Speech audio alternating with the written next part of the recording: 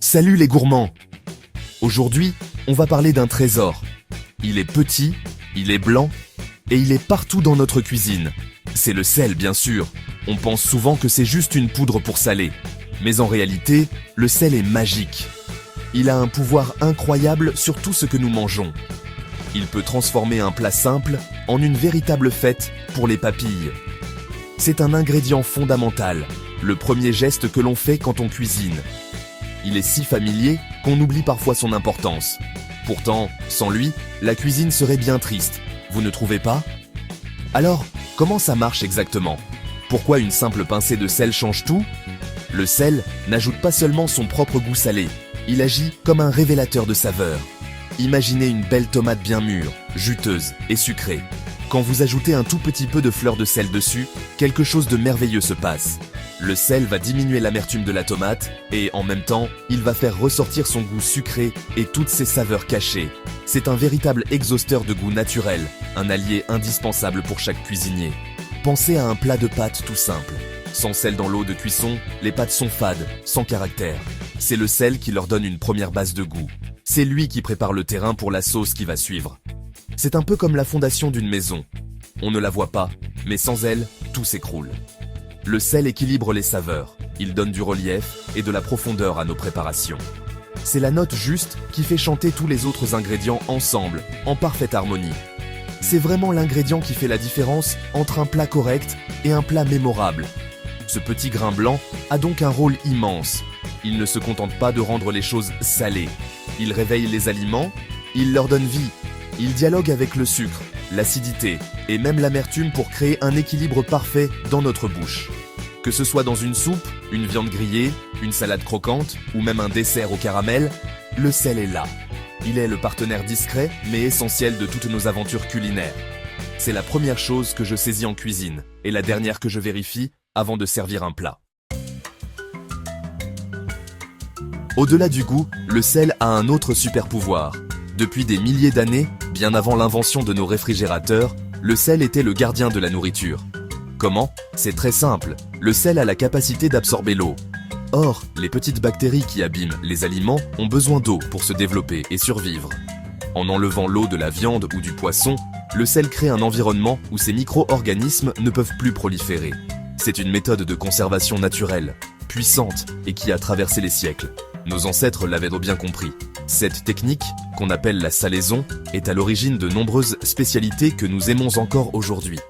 Pensez au jambon de Bayonne, aux saucissons ou encore aux anchois. Tous ces produits doivent leur existence et leur saveur unique au sel. Le processus est lent et demande de la patience. Le sel pénètre doucement dans les chairs, il les protège et, en même temps, il les transforme. Il concentre les arômes, il modifie la texture et donne un goût profond et complexe qu'on ne pourrait obtenir autrement. C'est un savoir-faire ancestral, un héritage précieux. Prenons l'exemple de la brandade de morue. C'est un plat que j'adore, plein de gourmandise. La morue, à l'origine, est un cabillaud qui a été conservé dans une grande quantité de sel. Pour la cuisiner, il faut d'abord la dessaler pendant de longues heures, dans de l'eau. Ce processus permet de réhydrater le poisson et de retirer l'excès de sel. Mais le poisson garde une saveur et une texture unique que seul le sel a pu lui donner. Sans cette étape de conservation, la brandade de morue n'existerait tout simplement pas. Le sel est donc bien plus qu'un assaisonnement ici. Un autre exemple parfait est celui de la choucroute. Pour la préparer, on fait fermenter du chou finement coupé avec du sel. Le sel va extraire l'eau du chou, le ramollir et permettre aux bonnes bactéries de faire leur travail de fermentation. Cela conserve le chou pendant tout l'hiver et lui donne ce petit goût acide si caractéristique et délicieux. On voit bien que le sel n'est pas juste un spectateur, il est un acteur principal dans la création de ces plats mythiques. Il conserve, il transforme et il crée des saveurs inoubliables qui font partie de notre patrimoine culinaire. Le sel n'est pas seulement important dans nos assiettes, il est aussi vital pour notre corps. Notre organisme a besoin de sel pour bien fonctionner.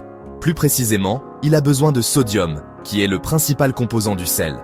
Le sodium joue un rôle crucial dans l'équilibre des liquides de notre corps. Il aide à contrôler la pression artérielle et il est indispensable au bon fonctionnement de nos muscles et de nos nerfs. Quand on fait beaucoup de sport et qu'on transpire, on perd de l'eau mais aussi du sel. C'est pourquoi il est important de s'hydrater et de compenser cette perte. Cependant, comme pour toutes les bonnes choses, l'excès n'est pas bon. Une consommation trop élevée de sel peut avoir des conséquences négatives sur la santé. Elle peut notamment augmenter la pression artérielle, ce qui est un facteur de risque pour les maladies du cœur. C'est pour cela qu'il faut faire attention au sel caché dans les produits industriels, comme les plats préparés, les biscuits apéritifs ou la charcuterie. Le secret, c'est de trouver le juste équilibre, en consommer assez pour les besoins de notre corps, mais pas trop pour ne pas lui nuire. La modération est la clé. Mais d'où vient ce cristal précieux? Le sel se trouve partout dans la nature. On le récolte principalement de deux manières. Il y a d'abord le sel marin, comme son nom l'indique, qui vient de la mer. Dans les marais salants, on laisse l'eau de mer s'évaporer sous l'action du soleil et du vent. L'eau disparaît et laisse derrière elle de beaux cristaux de sel. La fleur de sel, si délicate, est la fine couche qui se forme à la surface. C'est un travail artisanal qui demande beaucoup de savoir-faire et de patience, un vrai cadeau de l'océan. L'autre grande source de sel est la terre. Il s'agit du sel gemme, ou sel de roche. C'est le sel d'anciennes mers qui se sont évaporées il y a des millions d'années. Ce sel est resté piégé sous la terre, formant d'immenses gisements. On va le chercher en creusant des mines, parfois très profondes. Le fameux sel rose de l'Himalaya est un exemple de sel gemme.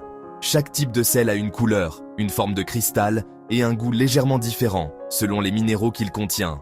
C'est fascinant de voir comment la nature nous offre ce trésor sous différentes formes. Alors, comment utiliser ce merveilleux ingrédient au quotidien?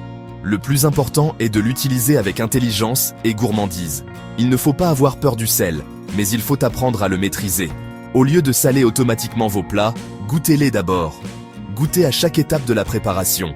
Parfois, un plat n'a pas besoin de beaucoup de sel, car ses ingrédients sont déjà savoureux. Utiliser des herbes aromatiques, des épices, du jus de citron ou même un bon bouillon peut aussi aider à relever le goût et à utiliser moins de sel. Le choix du sel est aussi important. Pour l'eau de cuisson des pâtes ou des légumes, un gros sel gris marin est parfait. Il est riche en minéraux et pas trop cher. Pour assaisonner une viande juste avant de la griller, un sel fin ou une kosher salt est idéal car il se dissout bien. Et pour la touche finale, juste avant de servir, rien ne vaut une pincée de fleur de sel. Ces cristaux croquants éclatent en bouche et apportent une texture et une saveur incomparables sur une salade, un poisson ou même une mousse au chocolat. C'est le petit détail qui change tout. Il est essentiel de se rappeler que le sel n'est pas notre ennemi. C'est un ami, un allié de la cuisine depuis la nuit des temps. Le diaboliser serait une erreur, car ce serait se priver d'un monde de saveurs. Le problème aujourd'hui vient souvent d'une surconsommation involontaire, à cause des produits transformés qui en contiennent beaucoup. En cuisinant soi-même avec des produits frais, on reprend le contrôle. On peut choisir la quantité de sel qu'on met et on peut choisir la qualité. C'est ça, la vraie clé pour une alimentation saine et gourmande. En conclusion, les gourmands, le sel est bien plus qu'une simple poudre blanche. C'est un exhausteur de goût, un conservateur ancestral, un minéral essentiel à notre vie et un produit de la nature aux multiples facettes. Apprenons à le connaître, à le choisir et à le doser avec justesse. Utilisons-le pour sublimer les bons produits et pour nous faire plaisir. Une cuisine sans sel serait comme une vie sans joie, terriblement fade. Alors, n'ayons pas peur de cette petite pincée magique, mais utilisons-la avec le cœur et la raison. Allez, tous en cuisine.